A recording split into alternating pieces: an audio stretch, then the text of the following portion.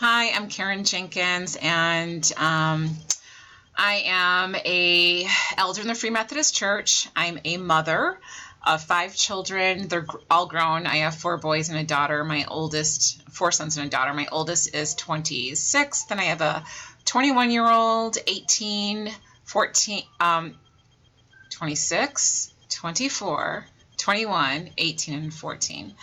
And I'm a dental hygienist, and I'm working part-time right now so I can complete the Masters of Divinity program. I've been passionate in the past. My ministry experience in the past has involved caring for the underserved populations in the community of Rochester, and I've done that through various outreach events and community Bible studies, food giveaways, affirmation of women and girls and youth, and helping to promote communal well-being and support healthy relationships in my neighborhood in which I lived. Right now, I'm experiencing my own personal wilderness experience, and so this study comes at just the right time. I found out a couple of weeks ago that our landlord is selling the house that we live in, that we've rented for 2 years, and it's upsetting because my daughter has adjusted to the school here and has made friends, and now we're looking to move, and there isn't anything available in this community. We will have to return to Rochester, and most likely we will have to, and I'll have to pull her out of the school that she's in because I'm having a difficult time being approved for a mortgage loan because of all my student loan debt, and also because I reduced my hours at work. So there is scarcity, financial scarcity, and I have found myself complaining in this wilderness experience, much like the elders did in the Israelite camp, and we all know the result of complaining. So I have my complaints are tempered with faith. So hopefully the faith overrides the complaints, and I'm good with God. So that's where I'm at in my wilderness experience. It's not at a good time, but then does the wilderness experience happen at a good time? When, does the Lord look at us and say, oh, Karen, now's a good time for you to have your wilderness experience?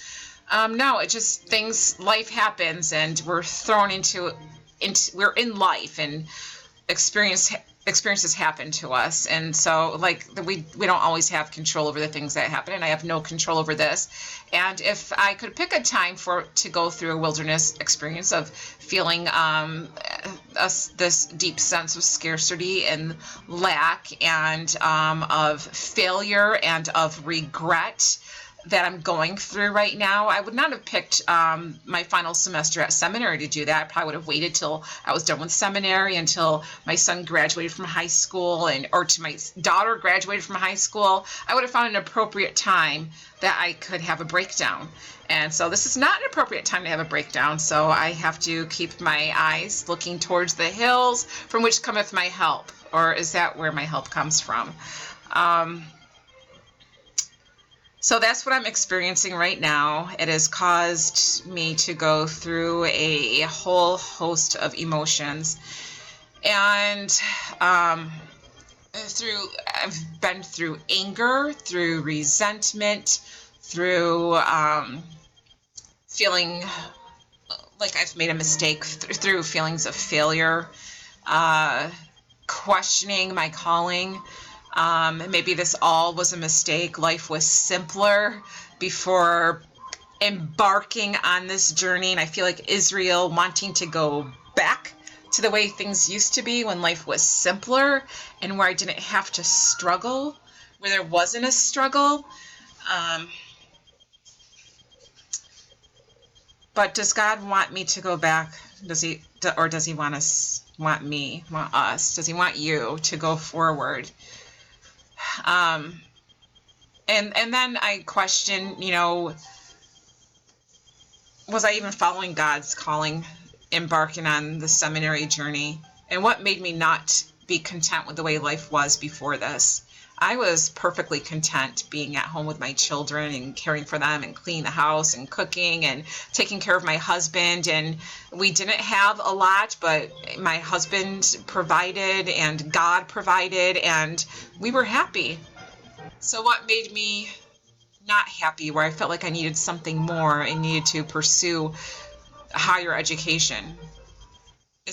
Was it even necessary for me to do this? Was I being selfish? And so those are things I'm contemplating right now. Did I need this? What has this taught me? I want to go back to feeling content with my life, and I don't know if I feel that way now. I don't know if I feel right now. I'm too stressed to feel content with anything. And I'm not content at all with having to find new living arrangements for our family so that we're not homeless. Yeah, so this is my personal wilderness experience. I hope somebody can relate to this. I find myself relating to the elders in Israel and complaining to Moses, complaining to God, rejecting God in the wilderness because of the hardships that they're going through. It's completely understandable, and it's completely and entirely relatable. So I'm hoping that I can find some footing to have a positive outlook like Joshua and Caleb, and can look at this from a different perspective. But then he also it has to be tempered with a realistic perspective too, which is, was this my journey? Was this what was supposed to happen? Did I make a mistake? Because we can make mistakes. We're human. So regardless if it was a mistake or not, this is where I'm at, and this is the reality.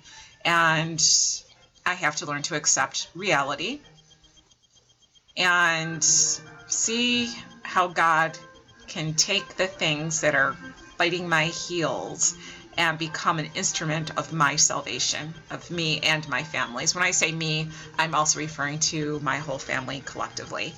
So I look forward to more interaction with you guys, and I'm happy to see some faces that I recognize on here.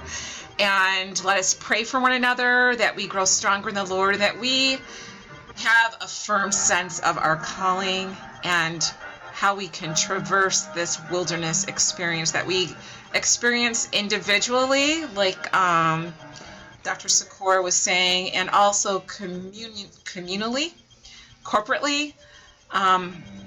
What's the appropriate attitude to have in the wilderness? What is the appropriate response to the wilderness experience, to feeling empty, or to feeling scared, the sense of scarcity, and to not having enough? How do we support one another when we're in need? And how do we keep our faith intact? How are we to be human in this situation, the situations that we find ourselves in? So God bless you and God keep you, and I hope everyone does well this semester and that you experience God's shalom.